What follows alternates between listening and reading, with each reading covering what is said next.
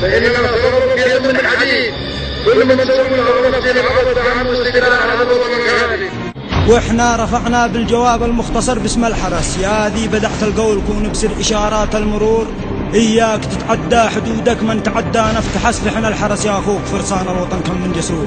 الصقر ذي يشتل اليمن يخلى من الناس الهوس، قانون يطبق على كل الأناثي والذكور، وانه مكان النبض جالس في مكانه قد جلس، واحنا معه من يومنا هذا إلى يوم النشور.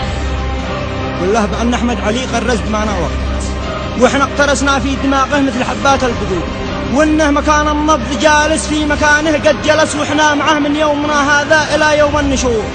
معه سنبقى يا بطل والله لو ناكل حرس، ولو يقول البحر نغرق لا نقول أمره صقور، لأنه بصدقه قادنا رفع حرسنا وارتأس، قايد مثيل الصقر في فن القيادة للصقور.